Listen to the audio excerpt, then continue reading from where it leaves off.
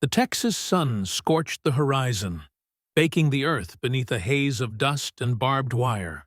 Within the camp, hundreds of German prisoners of war watched a line of American cowboys drive cattle across the sprawling plains.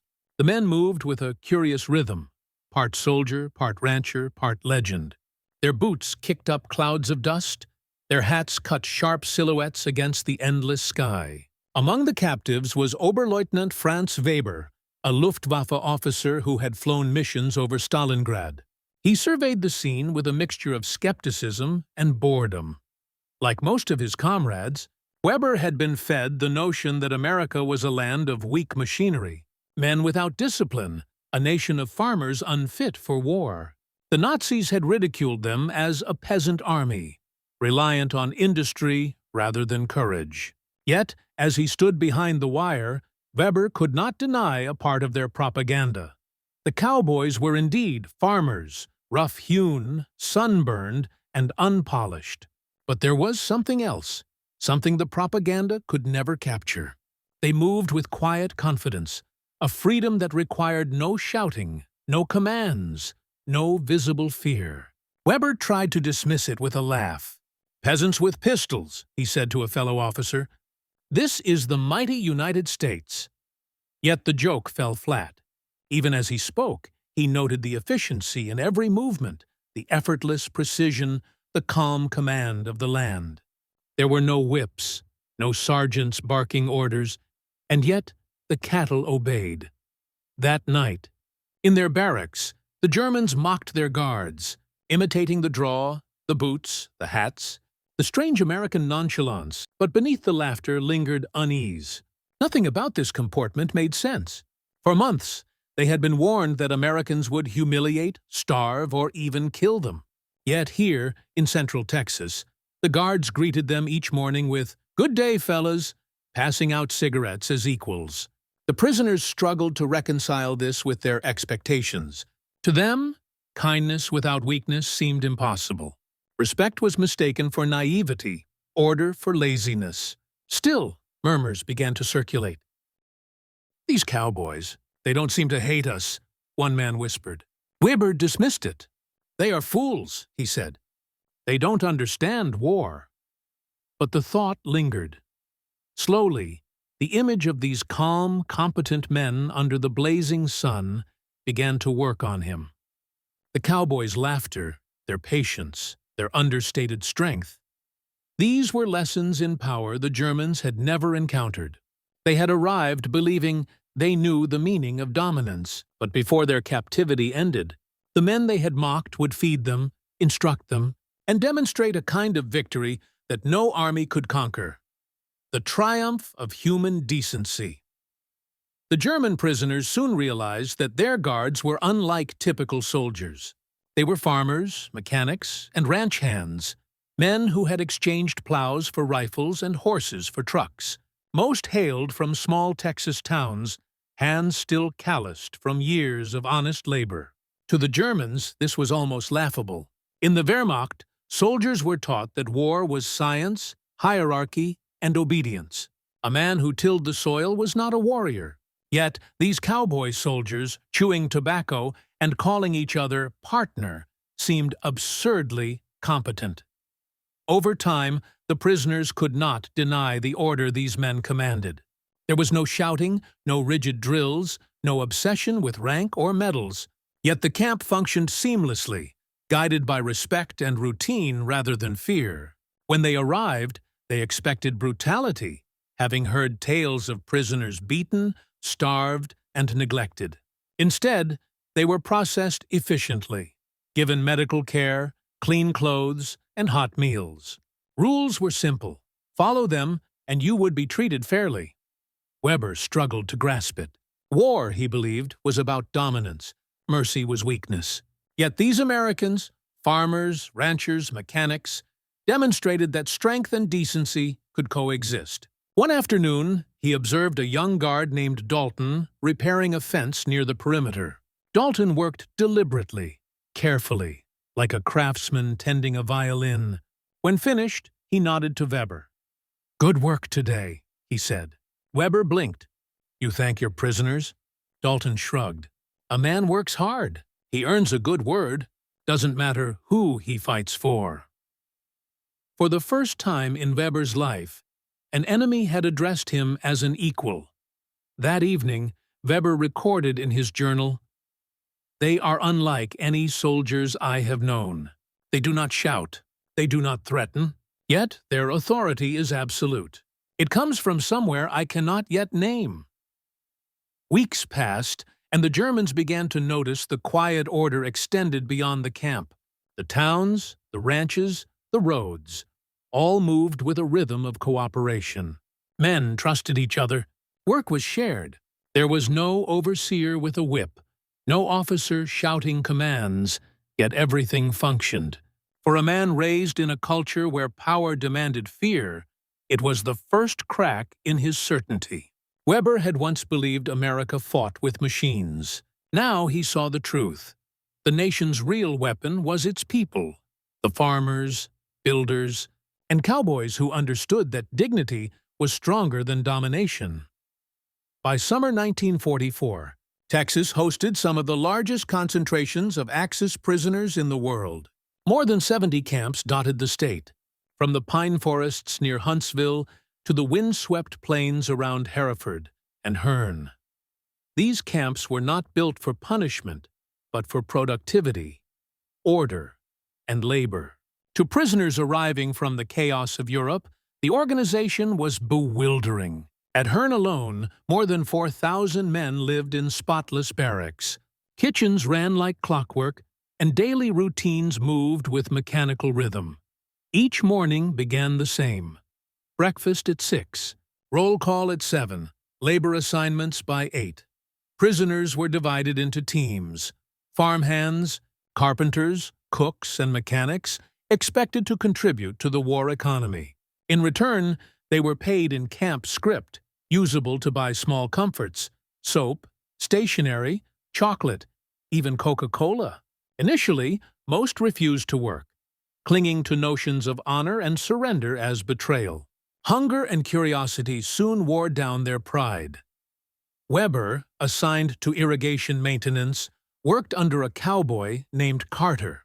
To Weber's astonishment, Carter did not supervise with threats. He worked alongside the prisoners, joking and sharing water under the relentless sun. "Keep the pumps running," he said one day. "We'll make sure you don't fry out here." Weber never forgot it. That night, he wrote to his wife, "They treat us as workers, not slaves. They believe dignity belongs to every man, even a defeated one." Even small systems within the camp relied on trust. Prisoners ran their own canteens, printed newsletters, and organized orchestras and football games, all encouraged by American officers who believed structure prevented bitterness or violence. The Germans called it a strange freedom, confined yet treated with humanity. Rumors from Pacific theaters, starvation, beatings, executions, underscored the contrast. "If this is captivity," an officer whispered, "then we never understood civilization." For Weber, the realization grew daily. America's strength was not merely industrial, but moral. The efficiency of the camps, the fairness of the guards, the order built from trust rather than fear, all demonstrated a society capable of converting decency into power. When he watched the cowboys ride by at dusk, silhouetted against a sky that never seemed to end, he began to see them not as peasants or enemies, but as something altogether new, free men who had nothing to prove. Because they had already won something deeper than war itself, the reports came in daily, even to the quiet corners of the Texas camps. Newspapers passed from guard to prisoner told of staggering numbers that felt impossible. America had produced 96,000 aircraft in 1944 alone. Thousands of tanks rolled off assembly lines every month. Convoys crossed the Atlantic faster than the Germans could sink them. To the men behind the wire, these figures were a different kind of weapon. The numbers hurt. Fran Weber stared at a headline from the Dallas Morning News. "Boeing plant builds 15 B-17s a day." He read it twice, then again unable to grasp the scale. 15 planes a day. In Germany, entire factories were rubble. In Berlin, women scavenged bricks to rebuild walls that would fall again tomorrow. Walls that would fall again tomorrow. He passed the paper to another officer who muttered, "They fight with factories, not soldiers." Weber didn't reply. He couldn't. Deep down, he knew it was true. In the evenings, American guards sometimes sat near the fence, listening to baseball games on portable radios. The announcer's voice echoed through the camp, blending with the smell of cut grass and mesquite smoke. The prisoners would watch, half curious, half envious, as these men laughed and cheered at things that had nothing to do with war. It was this, more than any weapon, that unsettled the Germans most. The Americans seemed untouched by fear. They had more food, more machines, more confidence, and yet they didn't gloat. Weber began to realize that these numbers, these statistics of production, represented something bigger than economics. They were proof of unity. A nation that could build thousands of bombers could only do so if its people believed in something together. In Germany, unity had come from control, propaganda, fear, the Führer's voice echoing through radios in every home. But here in the land of cowboys and factories, unity came from choice. He remembered one afternoon when a guard named Dalton told him, "We don't fight because we're told to. We fight because it's ours to protect." That sentence stayed with him. It was simple, but it carried a kind of faith that no speech from Hitler had ever inspired. As weeks turned into months, the prisoners began to lose their arrogance. The laughter faded from the barracks. The jokes about lazy cowboys stopped. Now, when they watched the American trucks roll by loaded with supplies, fresh bread, coffee, mail from home, they didn't see weakness. They saw a civilization that had turned abundance into armor. One night, Weber wrote in his journal, "We used to believe that willpower wins wars, but here I see that faith does. Their factories are cathedrals, their workers are priests, and every bolt they tighten is a prayer for victory."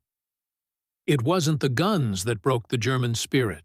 It was the math, the realization that America could outbuild, outlast, and outbelieve them. It began, like most things in the Texas camps, with laughter. A few of the German prisoners had been assigned to a local ranch outside of Hearne. Their job was simple: mend fences, clear brush, and help with the cattle. For men who had once flown messes or commanded artillery batteries, it felt humiliating. So they mocked. When the Texans showed them how to saddle a horse, one of the Germans, a former Luftwaffe officer named Brandt, snorted and said, "You fight your wars with cows."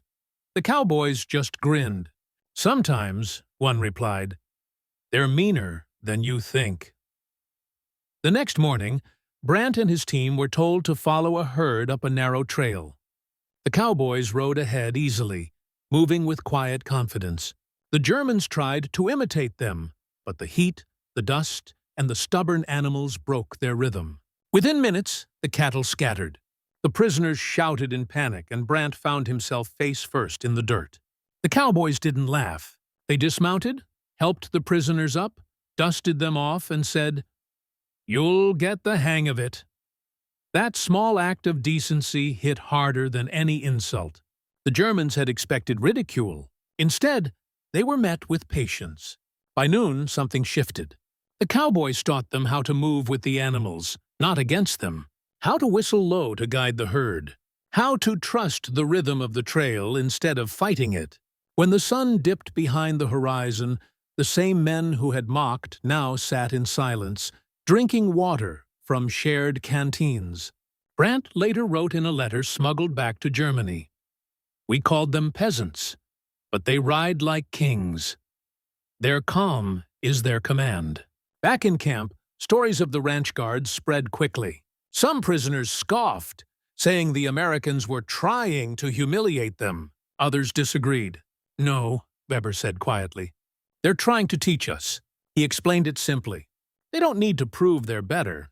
They just are. Days later, another group of prisoners was sent out to harvest wheat.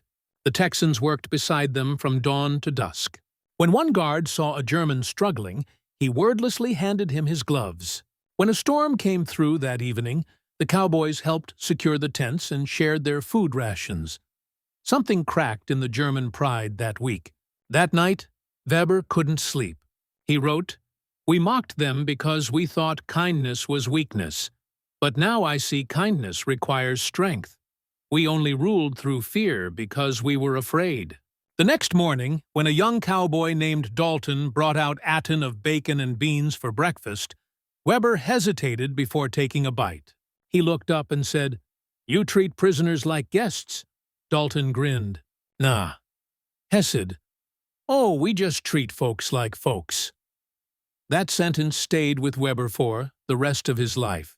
By the end of the season, even the proudest officers had changed. They stopped sneering at the cowboy hats and the country songs. They started to understand that this was the real America, the one that didn't need parades or speeches to prove its strength. It was a nation built on quiet dignity. And the prisoners, men raised to worship power, were finally learning what true power looked like. The smell of hickory smoke drifted through the camp as the cowboys brought in another batch of food. Thick cuts of bacon, soft bread, and a pot of coffee strong enough to wake the dead. Weber watched in disbelief as the guards served them first. Not barked orders, not shoved trays. Serve them. For the first time, he saw his fellow officers hesitate before eating, as if this simple act of kindness carried more weight than all the propaganda they had been fed for years. He thought of the last meal he'd had in Germany before capture, a handful of dry potatoes. Here remembered the women digging through rubble, children waiting for bread that would never come. The Reich had promised glory, but delivered starvation. And here in the heart of enemy territory, his captors offered him warmth and food. That night, Weber wrote in his journal, "It is not the guns that defeat us. It is this decency that cannot be explained by logic or fear." The next morning, during a head count, Heaver heard a U.S. officer explaining the camp's operations to a visitor. "We've spent over $1.88 billion keeping these Axis prisoners alive and well-fed," the officer said proudly. "More than Germany spent feeding its own soldiers." Weber felt the words hit him like a shell blast. The moral math was unbearable. The country he had been taught to hate had poured its wealth in defeating its enemies. His homeland, the one he had sworn to protect, had spent that same time consuming itself. He replayed the figures in his head. $1.8 billion, enough to buy thousands of tanks, millions of bullets. Instead, America chose to feed men like him, men who had come to destroy them. He could not reconcile it. The propaganda that had once filled his heart with certainty now tasted like ash. Later that evening, a cowboy passed by the fence and tossed him an apple. "You boys eat up," he said. "Can't fight on an empty stomach." Weber caught it without thinking. The cowboy grinned and walked away. He stood there for a long time staring at that apple. It was a simple gesture, but it carried the weight of everything that was wrong with the world he had served. In Germany, kindness had been called weakness. Here, weakness looked a lot like strength. That night, when the camp quieted and the cicadas started to sing, Weber whispered into the dark, "We thought we could outfight them, but they outmained us." He knew then that Germany's defeat had already happened long before the front collapsed. It had happened here in a Texas field under a sky full of stars where enemies chose mercy over revenge. "They defeated us without a single insult," he wrote. "Just food." The war raged on across oceans, but inside the Texas camp, silence ruled. Days had blended into each other, work, meals, sleep. But now, the prisoners were allowed something rare, a letter home. The Red Cross distributed lined paper and dull pencils. For many of the men, it was the first time they had written to Germany in months. Weber sat at his bunk for a long time, staring at the page. What could he say? That he was alive? That he ate better as a prisoner than he had as a soldier? That the enemy he'd been taught to despise treated him with more respect than his own commanders ever had? He began slowly. "My dearest Anna," he wrote, "I am safe. The Americans are not as we were told. They are impossible to hate." He hesitated, the pencil trembling slightly in his hand. Then he continued, "The guards are not cruel. The cowboys who watch us work on the ranch speak to us as equals. They joke, they share food. They even laugh at our broken English. When we mocked them, they only smiled. When we refused to eat, they waited. And when we finally gave in, they gave us more." Each line felt like confession, felt like confession. Around him, the other prisoners wrote similar words, letters filled not with propaganda or bitterness, but quiet astonishment. One man described a guard lending him a coat during a cold night. Another told of Americans helping him learn English through country songs. For men raised under the iron weight of discipline and ideology, this new form of humanity was disarming. Weber folded his letter, sealed it, and handed it to the camp clerk. He didn't know that his words, along with thousands of others, would soon cross the Atlantic and ripple through a defeated nation. Weeks later, in the ruins of Leipzig and Hamburg, mothers opened envelopes bearing U.S. postmarks. They braced for grief and instead found something else. "The Americans feed us 3 times a day." One letter read, "They let us read, they let us sing, and they treat us like men." Another said, "Do not believe what they tell you. The enemy has mercy." The German censors who reviewed the mail couldn't stop every message. Too many were written. Too many passed through unnoticed. Slowly, word began to spread. Not through speeches, but through whispers. At markets and churches, people spoke quietly. "Our boys say the Americans are kind." It was a truth more powerful than any bomb. Inside the camp, Weber noticed the change, too. Guards who had once been strangers began calling him by name. When one of the ranch hands returned from leave, he brought postcards of Dallas and a small bag of sugar candies.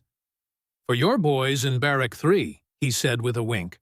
Weber couldn't remember the last time anyone had done something so simple and so human for him.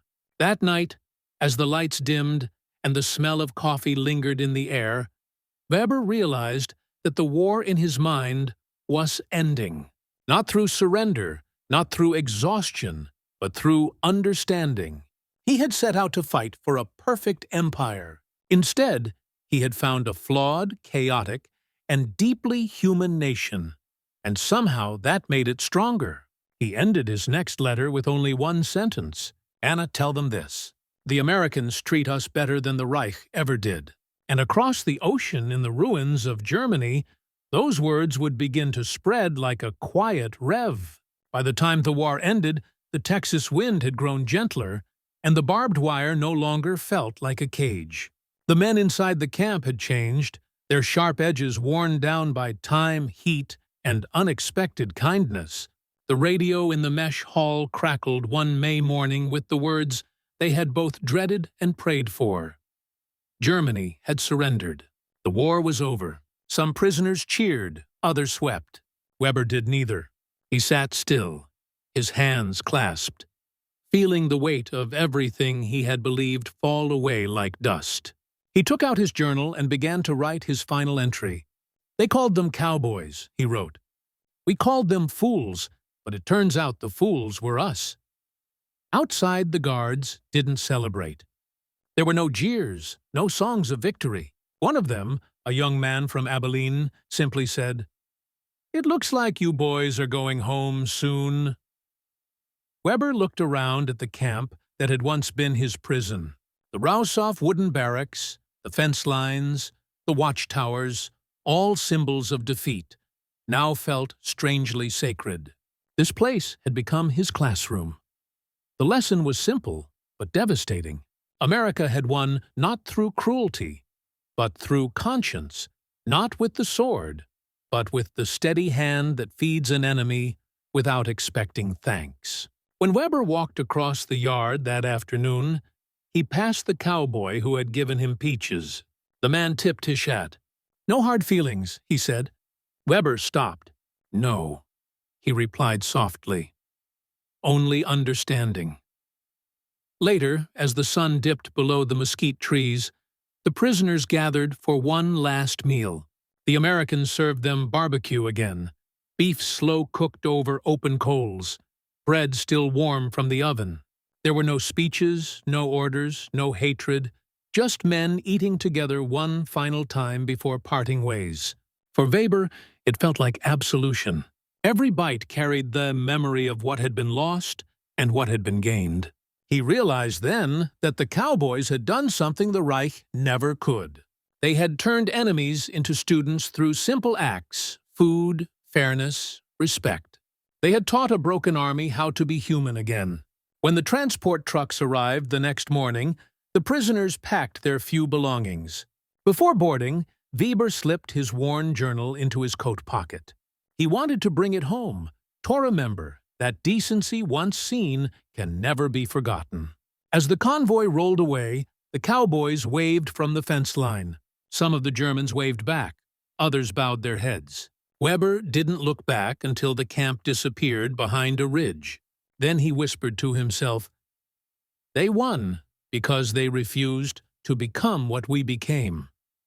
Years later, when he was an old man living in post-war Germany, he would still tell his students the same story. Power, he'd say, is not in the gun or the tank or the flag. It's in how you treat the defeated. And in his eyes, that dusty Texas camp was proof that mercy once given could last longer than any victory. The barbecue had become a symbol, a quiet monument to the day enemies laid down not their weapons but their hate. Because sometimes the strongest people in a war are the ones who choose to be kind when they have every reason not to. Illusion. The spring heat settled over the camp like a warm blanket, and the rhythm of captivity continued. Roll call, work detail, supper, silence. Weeks had passed since the barbecue, but the memory lingered like the smell of smoke in the air. One afternoon, while Weber was repairing a gate near the edge of the camp, he heard the familiar crunch of boots on gravel. When he looked up, he saw the same cowboy who had shared bacon and laughter with them weeks earlier. The man was carrying something wrapped in cloth under his arm. Weber felt a strange tightening in his chest. The cowboy gave a nod through the fence. "Figured you boys might like a little something from home," he said. He unwrapped the bundle and held up a jar of preserves, peach, golden in the sunlight. "My wife made this. Thought you fellas might need some sweetness for once." For a moment, no one spoke. The prisoners simply stared at the jar, as if it were a relic from another world. Weber stepped forward. "Why do you do this?" he asked quietly. "We were your enemies." The cowboy shrugged. "War is nearly over," he said. "You boys just hang in there. No reason to stay angry when it's already done." Weber nodded but couldn't find words. His mind went back to the frozen battlefields of France, to friends who had died cursing the enemy. None of it made sense anymore. He reached through the wire and took the cowboy's hand. For a moment, the world went still. It was the first time he had ever willingly touched an American. The cowboy shook his hand firmly, then placed the jar on the fence post. "You'll be going home soon," he said. "Remember us better than we remembered you." That night, the prisoners gathered in the mess hall. The jar sat in the center of the table like an altar. They didn't open it at first. They just looked at it. The gift, the gesture, the absurdity of kindness from the other side of war. Finally, one man fetched a spoon and broke the seal. The scent of peaches filled the room. They passed it around, each man taking a small taste. The sweetness struck Weber like a tide of memory. His mother's kitchen, a summer orchard before the war, laughter long buried beneath smoke and ruin. He closed his eyes. For the first time since his capture, a sense of calm touched him. The next morning, when the work bell rang, the men fell into line without complaint. The guards noticed the shift. They didn't need to shout commands anymore. The Germans labored willingly, quietly, almost gratefully. Weber spent the day repairing fences once more. And when he gazed toward the horizon, he thought of the man who had brought them that jar, a man who would return to his family, his ranch, and his freedom. That evening, he wrote in his journal, "He brought us peaches. but what he truly gave was permission to stop hating. From that day forward, the camp felt altered. The men no longer whispered of escape or counted the days. Instead, they spoke of life after the war, how they would rebuild, and how they would live differently. All because one cowboy chose to cross a fence, not with a weapon, but with a simple gift. They had mocked him. He nourished them instead. When the war ended, the barbed wire came down. But the memory endured. Men arriving in Texas as enemies, leaving as witnesses to something greater than victory. For Weber, it wasn't the battles that lingered, nor the endless sermons on duty and honor. It was the morning coffee shared across the fence, the sound of laughter from men who refused to hate, and the aroma of barbecue smoke curling into the sky, like forgiveness made tangible. He carried that lesson home. Kindness, when least expected, could overcome even the most entrenched sense of superiority. History marks wars by who prevailed. But sometimes, the truest triumph belongs to those who choose humanity when cruelty would be easier. That was the lesson Texas taught him. That was what America revealed. In that unusual season of captivity, mercy proved mightier than ideology, and a cowboy's meal accomplished what no bullet could. It ended the war within their hearts.